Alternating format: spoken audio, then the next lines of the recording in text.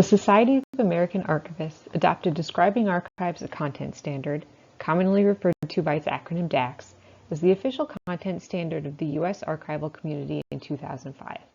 DACS was designed to be used to create a variety of archival descriptions, including finding aids and catalog records. The standard defines 25 descriptive elements grouped into chapters within the standard. They articulate a minimum or required, optimum, and added value usage of the elements defined by DACS, but are not intended to preclude use of other descriptive data that a repository deems necessary for its own descriptive systems or products. DACS does not specify the order or arrangement of elements in a particular descriptive output.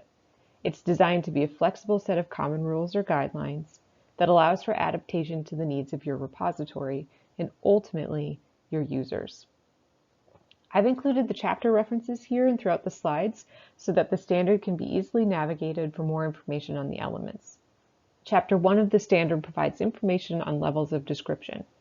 We're going to focus our time on the required or minimum elements, which are found in the identity elements, content and structure elements, and conditions of access and use elements.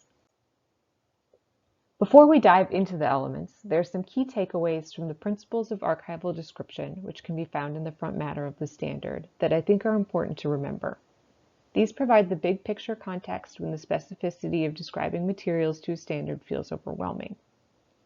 While not a principle of archival description, I first want to point out that this is a brief overview of the elements. DACS provides much more extensive documentation on each of these elements than is included in this presentation. There are defined general rules for each element, as well as exclusions and pointers to the sources that you should use to derive the information for the element, such as within the materials or researching in secondary sources. DACS is also under a continuous revision cycle. While I have referenced the 2019 version, because it is an easy-to-read and easy-to-save PDF format, the most current edition of the standards can be found in a web format on GitHub. The link to this can be found on the Society of American Archivists website. There are 11 defined principles of archival description provided in DACS. I want to specifically call out a few things to think about as we discuss the elements. The second bullet point here illuminates the core reason for archival description, providing context or meaning making for a collection of materials so that users can evaluate the value of those materials for their own purposes. Your description is a tool to aid in the discovery. You are providing an archaeologist toolkit of sorts. At the most basic level, it's a shovel, but as you add additional elements, you provide picks and trowels and brushes. The third bullet point is a reminder that the point of a standard is to provide a common set of rules, but that you should always consider the needs of your local community and culture, and that the number one thing is that you should be consistent with your practices. Next, everything should have a description. As this principle states, no matter how basic a description may be, it's more advantageous to users than no description at all. The fifth bullet gets at the nature of archival materials. They generally come to us as a collection of materials gathered together for a purpose, and we need to try to describe that relationship first by describing the whole before describing at a more granular level. The last bullet point addresses bias and the possible impact of our intervention through processing. This is a reminder that documenting your work provides a user with additional information that will help them to assess the materials. First, we will look at the identity elements. There are 6 identity elements that are classified as required for minimum description. These are local identifier and reference code, name and location of repository, title, date, extent, and the name of creators, if known. There's one additional identity element, administrative and biographical history, that is classified as optimum. The minimum information to include for this element is local identifier. This should be something that makes sense for your repository, and ideally is not so alphanumerically coded that you require a cipher to translate it. Often this could be an accession number that's based on the date you received the materials, or a record group number, or a call number. However you choose to define these numbers, Document your decisions so that future repository managers can make sense of the identifiers and create new ones following a consistent formula. In addition to a local identifier, you can also apply a reference code. Reference codes include a country and repository code and should be taken from national and international code lists. In the United States, the Library of Congress is responsible for assigning and maintaining a list of repository codes. Name and location of repository is essential when providing public access to your materials, either as a digital collection or through public access to your archival descriptions, as in a public finding aid or online catalog. This information is essential for proper citation of your materials. At minimum, you should include your repository name and the city, state, and country where you are located. You can also include other contact information, especially if researchers need to schedule a visit to view the materials. Title is the most required of all the minimum elements. Often with archival materials, there will be no formal title and you will have to create one. Generally, a devised title consists of the name of the creator or collector and the nature of the materials being described. For example, the name of a collection could be the Robert Frost Papers or the Wilson Snowflake Bentley Photographs.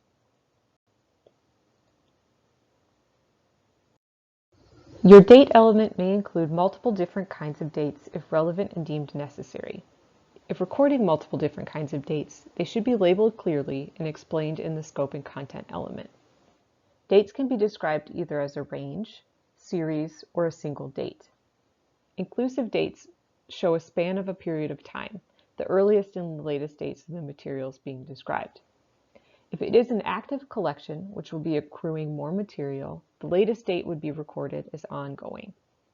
If the dates of the majority of the materials differ significantly from the inclusive dates, you can follow the inclusive dates with a secondary date range preceded by the word predominant or bulk. If there is a significant gap, you could record anomalous dates separated by commas. These should be explained in the scope and content element. If you need to estimate a date, precede the date with circa or approximately.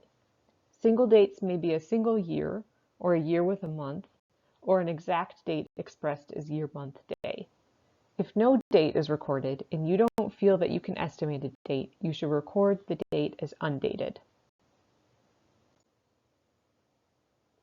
The extent element provides information about the quantity and physical nature of the materials.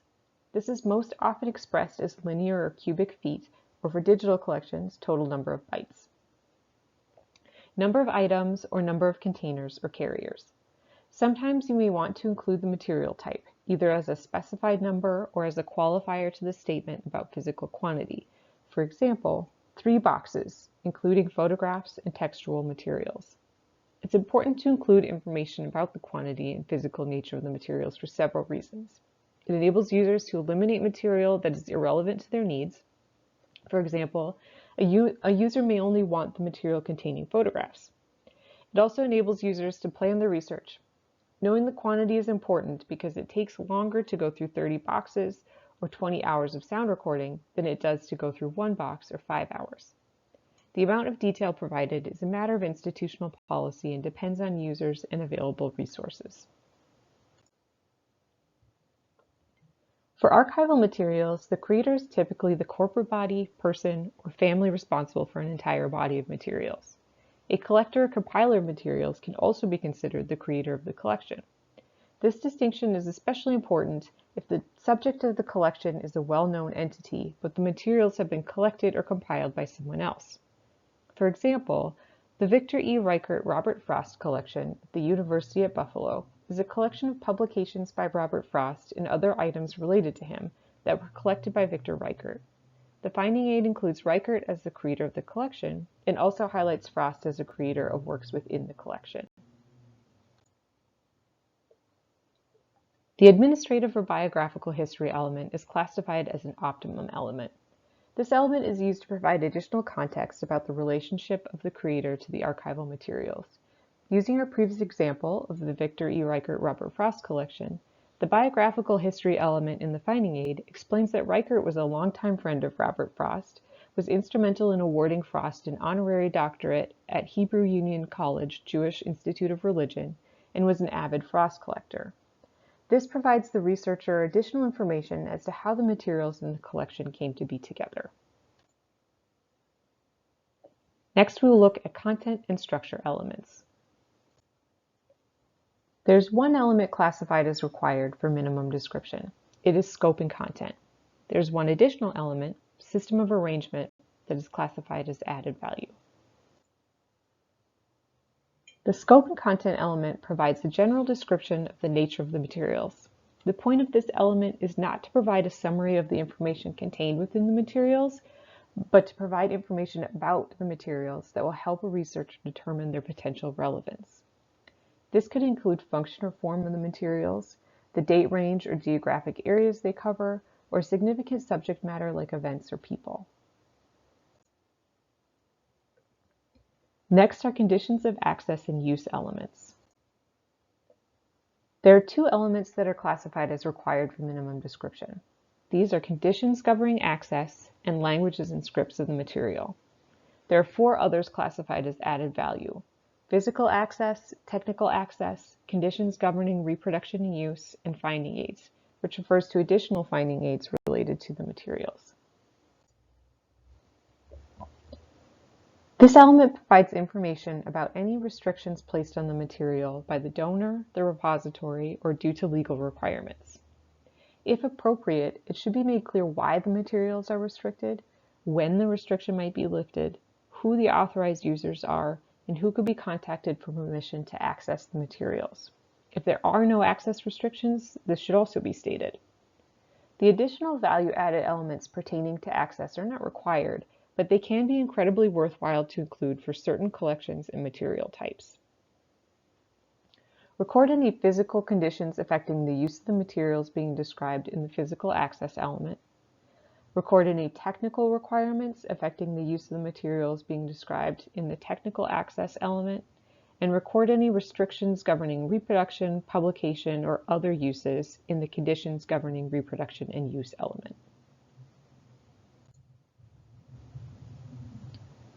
This element identifies the languages, scripts, and symbol systems employed in the materials being described, particularly as they may affect its use. Scripts and symbol systems can also refer to handwriting or fonts with idiosyncrasies that could impact accessibility. The next slides cover additional elements that are all classified as added value. We will cover them briefly, but you can find additional information on them by referring to the text of the standard.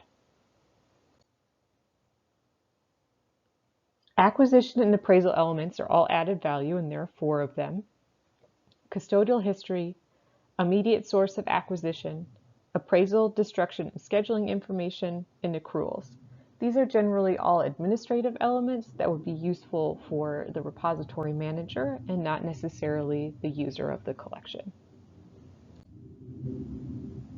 Related materials elements are all added value, and there are four. These would be existence and location of originals, existence and location of copies, related archival materials, and publication note. The notes element is also added value. This element is used for putting any other information in that is not defined in any other element of the description. Lastly, description and control element is also added value. The purpose of this is to document the creation and revision of archival descriptive records. So again, another administrative note that's useful for you as the repository manager or any future repository managers. Thank you for viewing this Vermont Historical Records Program presentation. For more information on archival standards, visit the Society of American Archivists website. The VHRP provides a variety of services to cultural organizations in Vermont. Contact us for site visits, information on the mobile digitization unit and the environmental monitoring program, or with general questions about your historical records.